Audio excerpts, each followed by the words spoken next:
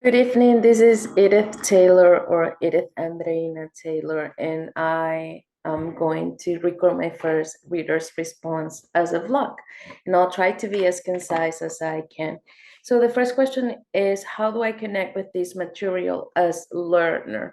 Well, I feel like I'm able to better understand the theories now and how they apply to me as learner, as an English learner specifically. English is my second language. And unlike the theories, I don't feel like I lean towards one theory more than the other, but I feel like in different seasons of my life, my learning process was either structural, cognitive, or functional, or a mix of all of them.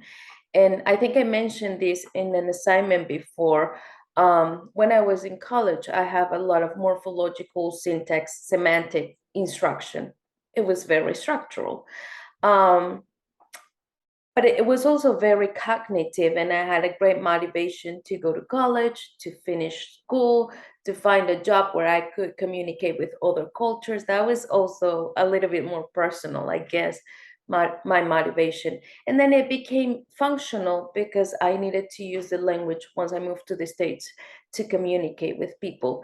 And I think that every person learns differently, and they use one of the language theories, if you can use them, more in different seasons according to their own experiences. So I think that this journal, this article is opening my eyes into, okay, we can see language learning as a whole and not just as an isolated thing.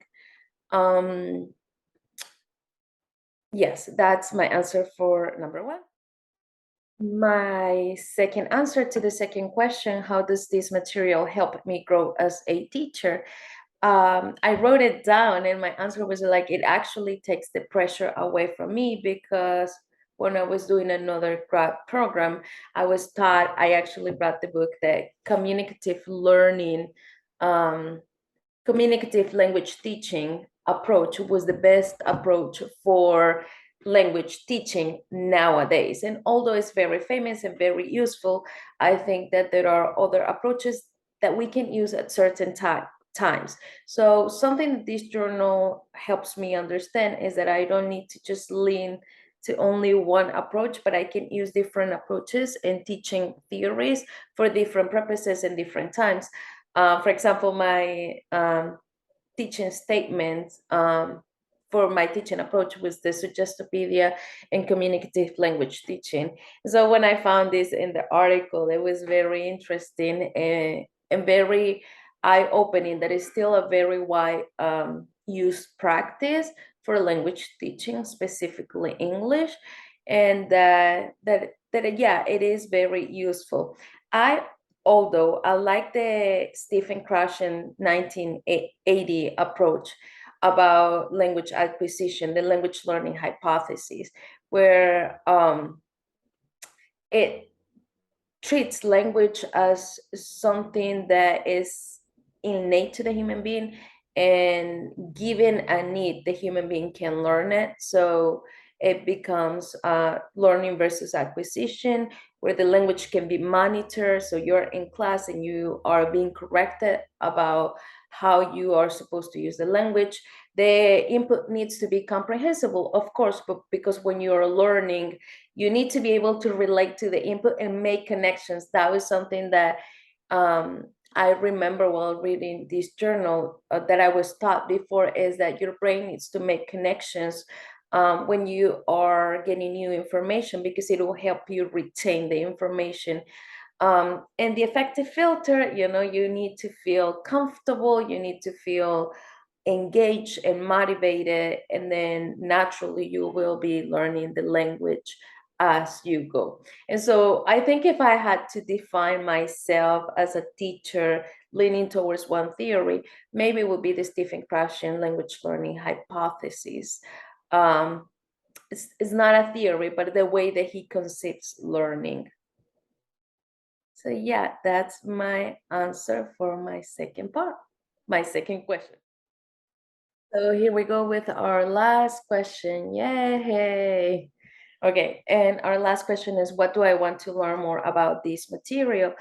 And personally, I just want to confirm that what I'm learning, or that my thoughts about these theories that you learn and you use every theory as you go and as you grow in the language, is correct. That is adequate to believe that. And maybe that's a question for you, Dr. Prado, that you can help me to come to a certainty about my beliefs about every theory. I'm just basing this theory on my personal language experience. Another thing that the article points out, and I really want to experience that, is the different teaching programs for ESL in the United States.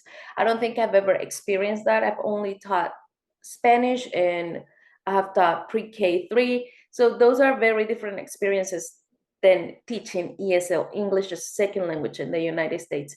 And one of my PLC classmates was talking about the newcomers program and how it works and what she has heard, and the programs that the ESL programs that she has in her school district.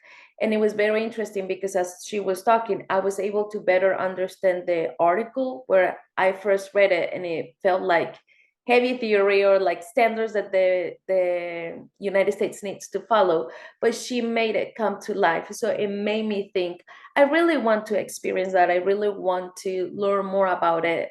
And I'm a very kinesthetic person, so I just want to go to the place and have that practice, just see what it looks like. And then the other part that the article mentions, and it is the Jim Cummings contextual interaction theory from 1981, and is the theory that talks about developing proficiency in both languages, the native language and the second language. And I want to better understand how that affects the learner, not just from my perspective. I came as an immigrant, but I came to get married to my then fiance and my now husband.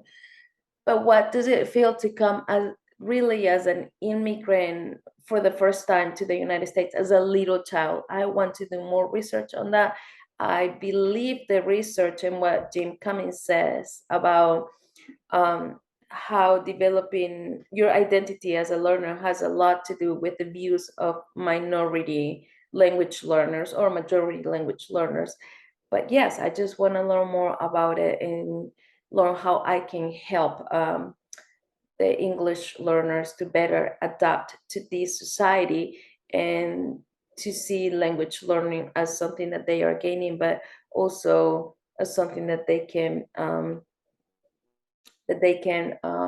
afford to, like that they can give to the language and the society and the culture. And that's it for all my answers for today.